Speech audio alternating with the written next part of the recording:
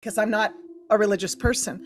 But I knew standing there that Jesus is the sovereign, godly power over the earth. Remember to subscribe and like and share. Hi, my name is Kim Savetta, and I have a story of a near-death experience. I was diagnosed with melanoma cancer, and it was inoperable. So the doctors could not operate on it. It was in a location that was very risky to do the surgery. And 2 surgeons turned me down. They said, there's just no way that we can remove it.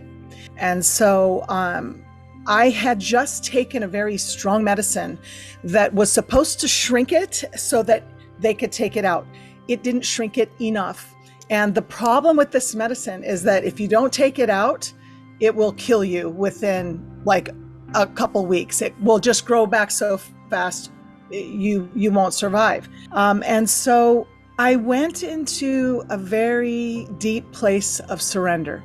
So, there's nothing like having a health challenge that you're facing your mortality.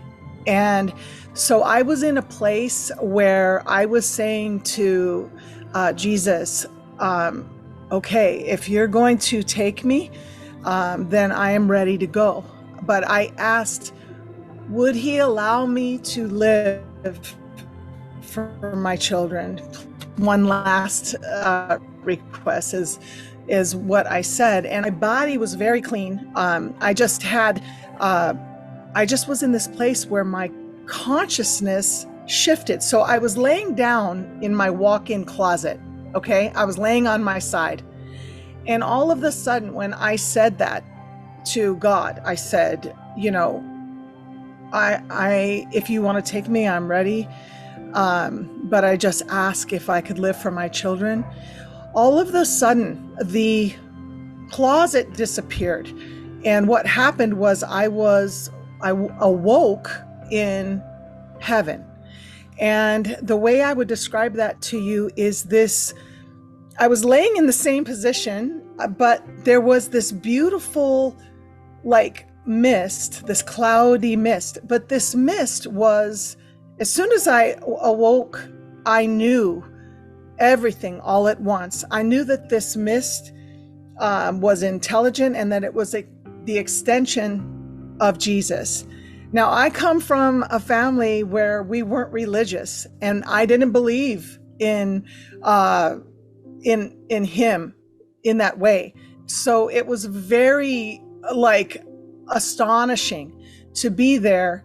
And it was as if that mist, and on the horizon was his white robe, just like all I felt was this immense love that I cannot describe in words. It's like I knew without a doubt that it was Jesus. I knew without a doubt his love, which is impossible to describe in humanly terms. We think that we love our children, our spouse in this way, but there are no words to describe this level of unconditional love and this instantaneous knowledge. So it was like I knew his love in every cell of my body, like down to my DNA. And I just started crying in this vision of heaven, because I didn't know that he loved me and loved everybody like that. I just didn't know. And I then heard, very difficult to explain, but this sound of voices, but not like human heavenly voices. It was almost like frequencies and a vibration and a multitude of angels. And it was like a constant sound of praise and unconditional love. But it didn't sound like a song you could put on. It didn't sound like something we listen to on earth. It was something that is, again, indescribable. And so it just went down to the core of me where I realized his love. And I was told as I was laying, now I was told telepathically, not with a booming voice or anything like that, but I understood Jesus to tell me, do not cross the lines. Now the lines were invisible to the eye. When I was looking, there were these, like a cross that was invisible, and I was on the southwest corner of this area of this white mist. And I knew that if I crossed, I would be with him. And so his message to me was not to cross, but to understand his love and his healing. And immediately I shot back into my body after that. And the next morning, a friend who worked at a hospital, and she did lymphatic massage on cancer patients. She was a very good friend, and she had been through this whole cancer journey with me for months and months and years and years. And so she called and she said, I was working on someone today, and she just kept talking about this melanoma doctor, that he's the best in the nation, in the USA, and that he treats people globally. He's just amazing. So she got his phone number, and I called him and saw him, and I did his treatment, which was very risky, but I felt like God was giving me his information. I felt like, because I had known her for years, why would it be just now, here comes a friend that's talking about the doctor that I need. You know, this is very specialty doctor in this, the best in the nation, has patients all over the place. And the treatment doesn't work on everybody, but it worked on me. And so I am in remission. I am completely healed after that treatment. And I just feel that Jesus sent that doctor to me, that I went to heaven to hear him say, it's not your time. Don't cross over these lines. And he sent me back to, share this message and to receive treatment. I feel like it's directly from him. I feel like, why didn't she call with this doctor's number, 6 months before or whatever, it was absolutely incredible. I was brought up in quantum physics, and, God is just the universe, and, God is the matrix, and everybody, we have a higher self, and, that's the way I was brought up. My parents were not religious at all. And so I've never been into a church. I always have, Hinduism, Buddhism, Christianity, Catholicism, like all of it. I have looked in depth, the Kabbalah, like all of it. But I have to say that when I was in heaven, I knew without a doubt, and this may sound religious, but I don't mean it that way because I'm not a religious person. But I knew standing there that Jesus is the sovereign, godly power over the earth. And that he is that source of unconditional love that we seek here in everybody and everything. And we end up empty. But through him, we receive that from heaven, is to combine both worlds of, medicine and healthy, just taking care of yourself, meditating. Your breath is so important. So if you think about it, I knew when I was in heaven, I absolutely knew without a doubt that the breath that I breathe when I'm alive is from God. I knew that. So when you tune into your breath, you are actually communicating with God. So it's very important to take time every single day and devote that to God, where you are quiet. You're not just talking to God, you're listening. You're listening and you're breathing and you're paying attention to your breath. So breathing is very, very important. And yes, you're breathing, especially like with your heart math, where you breathe. And I can run my client through that. Like when we do the meditation, I integrate some heart math in there because I'm certified with that. And so it's very nice to breathe with unconditional love in the heart. And so it does add to healing. But I would not say that it's one way. The healing path is not just one way. It can be for some. Like I learned the opposite. I didn't want to have anything to do with medicine. And yet God showed me this is your path, along with the natural. So everybody is individual. Every single person is individual. But I would say meditation, yoga, eating well, making sure that you're alkaline rather than acidic, like all the things that people want to eat, like sugar, meat, dairy, coffee, alcohol, that is acidic. And then you've got the alkaline. So I agree with that. Yes. Exercising every day, but not like, you're like you devote your whole everything to working out. I'm not like that. I just do, break a sweat every single day because it helps to raise the endorphins. So if somebody is suffering from anxiety or depression, we should all exercise about 30 minutes a day to where you break a sweat, because then it raises the endorphins and it does give a more youthful appearance.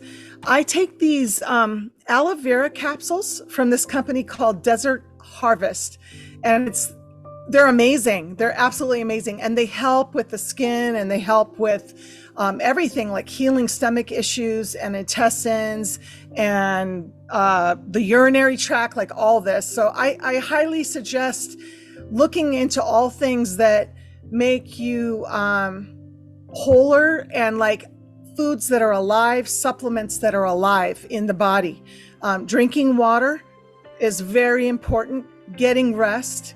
I don't drink, so that's something. The alcohol really, it's like it's not that good for you. And I think just before you wake up, after you wake up and before you go to bed, just handing over your day to God and just say, this is your day. Speak to me, put it in my heart. Monitor my thoughts. Make sure that if you're having negative thoughts about yourself, that you stop it immediately and say, that's not from God, and I'm not going to think that. And, positive affirmations are very helpful. It's a whole picture, just taking care of yourself. You know how to do that, breathe and exercise, but we fight it as humans. But I can help with grief healing because, the Holy Spirit tells me, can confirm with evidence those loved ones on the other side. I also give guidance of life purpose. And also when those that have a past trauma, sometimes the counseling, they go, but it doesn't work. I can go into the past and bring Jesus there and help them to overcome their past traumas. If someone were to come to me for an AIM healing session, I can work with them. I start by a meditation, and then I scan the body with the Holy Spirit and am shown if there are parts of the body that need prayer, need healing, energy, light. Then I pray over that person, and I can help with grief healing if somebody is needing some kind of closure, forgiveness, things with people, loved ones, in heaven. And so what I do with that, I can give evidential proof of that person, and also their message And it all has to do with the Holy Spirit of what I receive. But I have helped with trauma as well, where we go back into that trauma. There's trauma rescue sessions that I do, and I bring the Holy Spirit in to help retrieve that person from the past, because sometimes we get locked up in the past. And sometimes people are seeking guidance on love or their life purpose or their health. And sometimes I'm shown, what they need to eat or what they need to stop eating, or that they're drinking too much coffee or, not enough water, or like whatever it is. To answer that question, why is there suffering? Why is there pain? There's horrendous things happening on the earth, and we all ask that question. We all kind of feel like God is, either punishing us or creating that, or why would God create something like that? I do believe that we did fall from some type of grace when we decided to come to earth. And that, because I remember when I was 2 years old, I couldn't even really talk any kind of like full paragraphs or anything like that. But I remember I walked and I looked out the screen door and I saw some kids fighting, right? And hitting each other and fighting over a toy. And I thought to myself, I jumped out of my body. I was outside of my body in this mature voice, not a 2-year-old voice. And I said, I didn't think it would be this violent. And I remember that. And I was only 2. So I think on some level, we agree, we're like, we're going to come down there, we're going to love, we're going to forgive, we're going to do better, we're going to help the planet heal. And I think when we get here, we forget who we are. We don't forgive people. We even ourselves partake in acts that are painful to others, just judging or whatever. But I think that I wouldn't say that God is the one that's I do believe, I didn't used to believe this, but I do believe there are 2 forces. There is a dark force, and it is running rampant on the earth. And this is the time to choose. This is the time to choose and to, forgive what is in your past, drop your burdens. This is the time to look to Jesus. This is the wake-up call. It's happening right now.